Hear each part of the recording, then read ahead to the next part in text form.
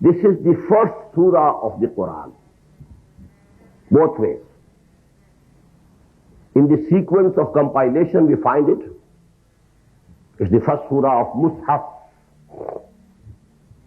Also it is the first surah of the Quran revealed to the Prophet ﷺ. What's the importance of grandeur or splendor? And I don't know the equivalent words of azmah and fazila. The fazila and the azmah of this surah, the grandeur, the splendor, the importance. For that, first of all, I want to read out to you a hadith. This has been included by Imam Tirmidhi, rahimahullah, in his Jami'. And the Sahabi, the companion of the Prophet, who has narrated and reported this hadith is Abu Hurairah radiyallahu ta'ala anhu. عن أبي هريرة أن رسول الله صلى الله عليه وسلم قال لأبي بن كعب رضي الله تعالى عنه.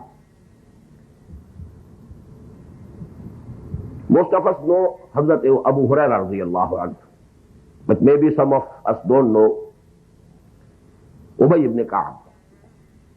He's one of the Ansars of Medina. And about him the Prophet has been reported to have said, sallallahu alayhi wa sallam, أَقْرَوْهُمْ Ubay ibn Ka'b. The person who knows the qiraat of the Quran most, the most expert knower of the Quran among my Sahaba is Ubay ibn Ka'b. You know, these superlative degrees, the Prophet ﷺ has used different degrees, different words, different qualities or adjectives for different Sahaba. Arhamu ummati bi ummati Abu Bakr. Ashadduhum fi amrillahi Umar. Aksaruhum haya'an Usman. Aqdahum Ali. Asbaquhum lahjatan Abu Dhar. Aqra'uhum Ubay ibn Ka'b. A'lamuhum bil halal wal haram Mu'adh ibn Jabal.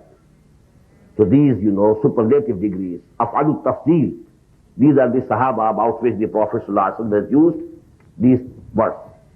So Ubay ibn Ka'b is one of them, having some quality at its maximum among the all Sahaba. عن أبي هريرة أن رسول الله صلى الله عليه وسلم قال لأبي بن كعب. Abu Hurairah reports that the Prophet صلى الله عليه وسلم said to Ubay ibn Ka'b, أَتُحِبُّ أَنْ أُعَلِّمَكَ سُورَةً. Oh Ubay, do you like that I should teach you the surah? لم ينزل في التوراة ولا في الإنجيل ولا في الزبور ولا في القرآن مثلها. The like of which has not been revealed neither in the Torah, nor in the Injil, nor in the Zabur, and not even in Quran. Even in Quran it is unique, alone. No surah of Quran is like this surah, is equal to this surah in its place. قال نعم يا رسول الله. What could be the reply of Hazrat Ubay ibn Ka'b? Surely, O Messenger of Allah, please do tell me. فقال رسول الله صلى الله عليه وسلم. And now the Prophet said to Ubay ibn Ka'b رضي الله تعالى عنه, كيف تقرأ في الصلاة? Just let me listen from you. What do you read in the prayer? قال فقرأ القرآن. Abu Hurairah says, on that Ubay ibn Ka'b recited Surah Al-Fatiha, Al-Quran. فقال رسول الله صلى الله عليه وسلم. Now the Prophet صلى الله عليه وسلم said, وَالَّذِي نَفْسِي بِيَدِهِ. I swear by Allah, in whose hands is my life.